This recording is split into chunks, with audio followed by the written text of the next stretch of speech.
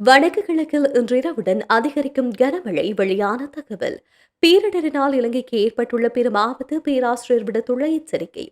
மண் சரிவு குறித்து ஏன் முன்கூட்டியே கண்டுபிடிக்கப்படவில்லை?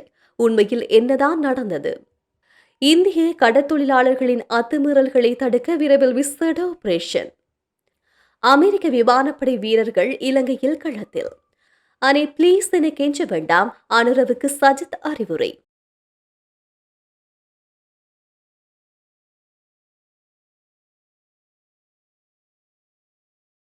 வடக்கு, வடமத்திய மற்றும் கிழக்கு மாகாணங்களில் இன்றிரவு முதல் மழையுடன் கூடிய காலநிலை அதிகரிக்கும் என வளிமண்டலவியல் திணைக்களம் தெரிவித்துள்ளது. அதன்படி வடக்கு, வடமத்திய, கிழக்கு மற்றும் ஊவா மாகாணங்களில் அவ்வப்போது மழை பெய்யக்கூடும்.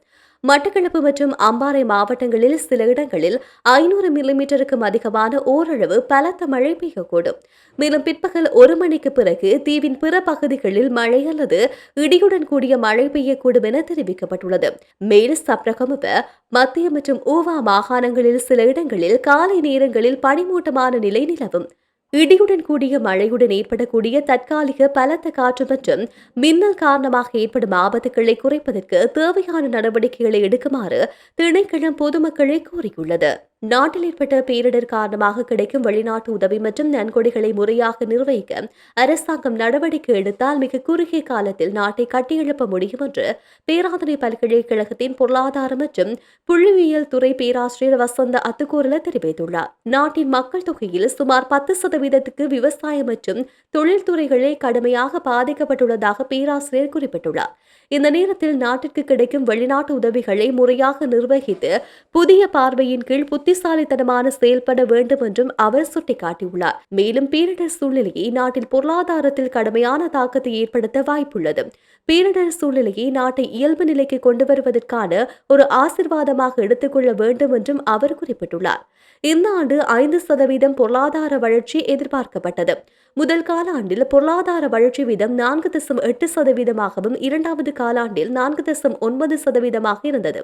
எனினும் பேரிடரினால் பொருளாதாரம் கடுமையாக பின்னடைவை சந்திக்க வாய்ப்புள்ளது. ஒட்டுமொத்த பின்னடைவில் இருந்து மீள சிறு நேரம் எடுக்கும். தற்போது பல்வேறு நன்கொடைகள் உட்பட அதிகளவான வெளிநாட்டு உதவியை பெற்று வருகின்றது. அந்த உதவி அதிகாரப்பூர்வமாக ராஜதந்திர மட்டத்தில் பல்வேறு அமைப்புகள் மூலமாக தனிப்பட்ட முறையில் பெறப்படுகின்றது. பெறப்படும் வெளிநாட்டு உதவிகளை முறையாக நிர்வகிக்க வேண்டும். மேலும் நாடு அதன் தற்போதைய நிலையை மீட்டெடுக்க நல்ல தொலைநோக்கு பார்வையுடன் செயல்பட வேண்டும். அரசாங்கம் தற்போது 3 பில்லியன் வெளிநாட்டு கடனை அடைத்து வருகின்றது. எதிர்காலத்தில் கூடுதலாக $2 பில்லியன் சேர்க்கப்படும் என அவர் மேலும் கூறியுள்ளார். இலங்கையில் ஏற்பட்ட கடுமையான காலநிலையை தொடர்ந்து பல்வேறு சர்ச்சைக்குரிய தகவல்கள் வெளியாகிக் கொண்டே இருக்கின்றது. மக்களை அச்சுறுத்தும் வகையில் பல்வேறு தகவல்கள் வெளியாகிக் கொண்டிருக்கும் அதேவேளை தற்போதைய அரசாங்கத்தையும் விமர்சிக்கும் வகையில் பல தகவல்கள் வெளியாகின்றது. ஆனால் மீண்டும் பல அர்த்தங்கள் ஏற்படும் எனவும் பொய்யான செய்திகள் பல பரப்பப்படுகின்றது. இது குறித்து கடுமையான நடவடிக்கை மேற்கொள்ளுமாறு அரசாங்கம் வலியுறுத்தியிருக்கின்றது. இதற்கிடையில் பேரிடரில் இருந்து இலங்கையும் மக்களையும் மீட்கும் வகையில் பல்வேறு திட்டங்களை அன்று அரசாங்கம் முன்னெடுக்கும் போதிலும் அரசாங்கம் குறித்து விமர்சனங்களும் குற்றச்சாட்டுகளும் குறையவில்லை என்பது குறிப்பிடத்தக்கது. வெள்ளடரினால் பாதிக்கப்பட்ட எமது மக்களுக்கு இந்தியா ஒரு புறம் மனிதாபிமான உதவிகளை வழங்கிக் கொண்டிருக்கின்றது. ஆனால் மறுபுறத்தில் இந்திய கடற்தொழிலாளர்கள் இந்த இடர் நெருக்கடியையும் கருத்தில் கொள்ளாமல் எமது கடற்பகுதிக்குள் அத்துமீறி எங்கள் கடல் வளங்களை அள்ளிச் செல்கின்றார்கள். இது நியாயமற்றது ஒன்று. எனவே இந்திய கடல் தொழிலாளர்கள் அத்துமீறலை கட்டுப்படுத்த எமது கடல் தொழிலாளர்களும் அமைச்சும் இணைந்து விசேட ஆபரேஷன் ஒன்றை முன்னெடுக்கும் என கடல் தொழில் அமைச்சர் ராமலிங்கம் சந்திரசேகர் தெரிவித்துள்ளார். ஊடகம் ஒன்றுக்கு வழங்கிய செவியிலேயே அவர் இவ்வாறு தெரிவித்துள்ளார். இது தொடர்பில் அவர் மேலும் தெரிவிக்கையில், நாட்டில் ஒரு பெரும் வெள்ள அனர்த்தம் நிகழ்ந்திருக்கின்றது. அந்த அனர்த்தத்தால் எமது கடல் தொழிலாளர்கள் மோசமாக பாதிக்கப்பட்டிருக்கின்றார்கள். பாதிக்கப்பட்ட மக்களுக்கு இந்தியா ஒரு புறம் மனிதாபிமான உதவிகளை வழங்கிக் கொண்டிருக்கிறது. இது எமக்கு ஆறுதலை தருகின்றது. ஆனால் மறுபுறத்தில் இடநிலைமையும் கவனத்தில் கொள்ளாத இந்திய கடற்தொழிலாளர்கள் தொடர்ச்சியாக எமது கடற்பரப்புக்குள் பிரவேசித்து எமது கடல் வளங்களை சூறையாடி செல்கின்றார்கள். இது நியாயமான ஒரு செயற்பாடு அல்ல. இது குறித்து நாங்கள் பல தடவைகள் பல தரப்புடன் பேசியிருக்கின்றோம். ஆனால் ஆக்கப்பூர்வமான எந்த நடவடிக்கையும் எடுக்கப்பட்டதாக இல்லை. மாறாக இந்திய கடற்தொழிலாளர்களின் அத்துமீறல் அதிகரித்துக் கொண்டே போகின்றது. தொப்புள் கொடி உறவு என்கின்றார்கள். ஆனால் அந்த தொப்புள் கொடி உறவுகளின் வளங்களை அள்ளிச் செல்வது சரியானதா? தமிழக முதலமைச்சர் ஸ்டாலின் இந்த விடயத்தில் பொறுப்புடன் நடந்து நமது கடல் தொழிலாளர்களின் வளத்தையும் பாதுகாக்க வேண்டும். யாழ்ப்பாணத்தில் உள்ள இந்திய துணை தூதுவர் ஷாய் முரளி இந்த விடயத்தில் அதிக அக்கறை செலுத்தி நமது கடல் வளங்களை பாதுகாப்பதை உறுதி செய்ய தமிழக அரசுடன் பேச வேண்டும். இவ்வாறு இந்திய கடற்தொழிலாளர்களின் அத்துமீறல் தொடரும் பட்சத்தில் அதனை தடுப்பதற்கு எமது கடற்தொழிலாளர்களும் அமைச்சும் இணைந்து விசேட ஆபரேஷன் ஒன்றை முன்னெடுக்கும் என்றும் தெரிவித்துள்ளார். இலங்கையில் பாதிப்பை ஏற்படுத்தியுள்ள சூறாவளியின் பின்னரான மீட்பு நடவடிக்கைகளுக்கு ஆதரவாக விமான போக்குவரத்து திறனை வழங்க அமெரிக்க விமானப்படை 36வது தற்செயல் மீட்புக் குழுவைச் சேர்ந்த 2 C-130J சூப்பர் ஹெர்குல்ஸ் மற்றும் விமானப்படை வீரர்கள் இலங்கை வந்துள்ளது.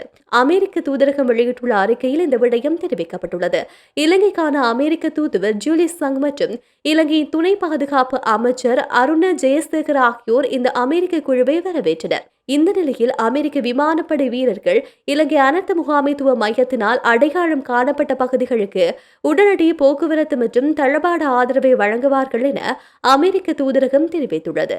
இலங்கை அரசாங்கத்தின் வேண்டுகோளை தொடர்ந்து இந்த விமானங்கள் அனுப்பப்பட்டுள்ளதாக தெரிவிக்கப்பட்டுள்ளது. நிவாரணம் மற்றும் மீள்கட்டமைப்பு பணிகளை அனி பிளீஸ் என கெஞ்சிக் கொண்டிருக்காமல் அரசாங்கம் விரைவுபடுத்த வேண்டும் என எதிர்க்கட்சித் தலைவர் சஜித் பிரேமதாச தெரிவித்துள்ளார். அண்மையில் நாடாளுமன்றத்தில் உரையாற்றிய போது ஜனாதிபதி அன்ருகுமார் திசாநாயக்க சஜித் பிரேமதாச பதிலளிக்க எழுந்த தருணத்தில் அனே பிளீஸ் என்று கூறியது தொடர்பாக அவர் இவ்வாறு விமர்சித்துள்ளார். இந்த சம்பவம் கடந்த வாரம் நாடாளுமன்றத்தில் இடம்பெற்றதாக அவர் நினைவூட்டினார். அனர்த்தத்தினால் பாதிக்கப்பட்ட மக்களை சந்தித்ததன் பின்னர் ஊடகங்களுக்கு கருத்து தெரிவித்த போதே அவர் இவ்வாறு குறிப்பிட்டுள்ளார். அத்துடன் சர்வதேச நாணய நிதியத்தின் ஒப்பந்தம் மறுபரிசீலனை செய்யப்பட வேண்டும் என்பதையும் அவர் மீண்டும் வலியுறுத்தியுள்ளார்.